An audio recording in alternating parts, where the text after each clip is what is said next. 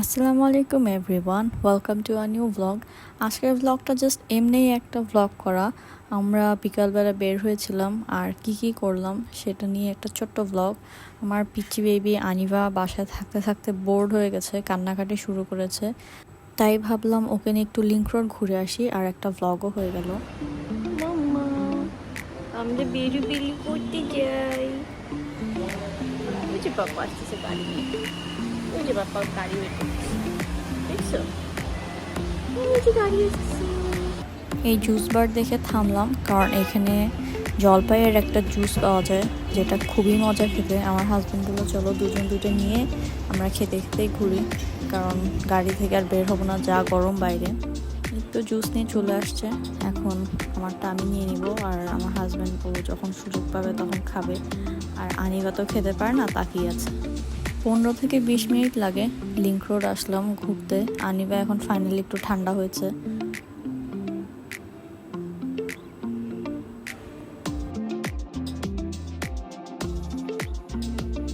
মামা, link road আসছো? আমার প্রিয় জায়গা।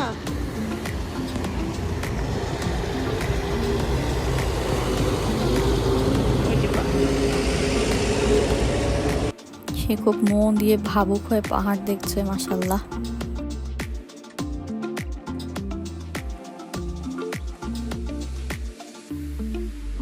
এক ফাঁকে আমি আমার জুসটা খাচ্ছি, আর আমার হাজব্যান্ডও খাচ্ছে। এদিকে আনিবার যেটা হয়, ও গাড়িতে উঠলে 15-20 মিনিটের মধ্যেই ঘুমিয়ে যায়। এখন সে ঘুম ঘুম ভাব হয়ে আসছে।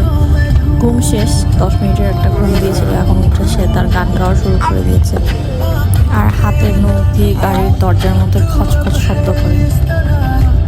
আমাদের ঘোরাঘুরি শেষ, এখন বাসার জন্য সবার জন্য একটা একটা করে জুস নিয়ে নিব এখান থেকে, কারণ এত মজা।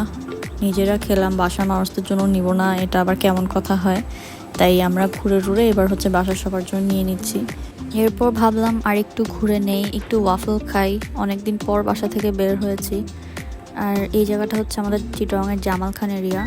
চলে আসছি প্রিমিয়াম কাপে, এটা চিটং মেডিকেলের পাশেই।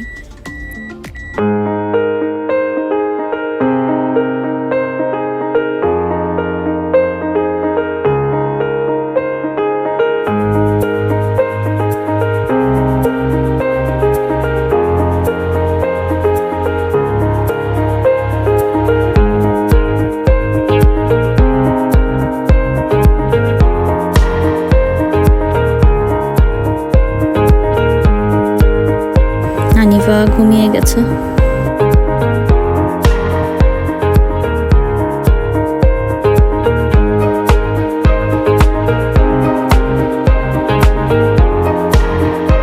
আনিভা যেহেতু ঘুম, তাই আমি ওকে নিয়ে গাড়িতে চলে আসছি, কারণ এখানে এসি নাই। গাড়িতে এসি ছেড়ে বসছি, বেচারি ঘেমে যাচ্ছে একদম। তো আমাদের ওয়াফেল হওয়ার পর গাড়িতে নিয়ে আসছি বসে বসে খাওয়ার জন্য।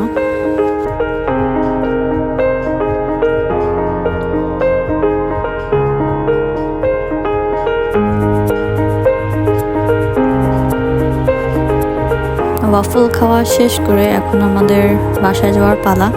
সন্ধ্যাও হয়ে এসেছে, বাসায় চলে যাচ্ছে এখন।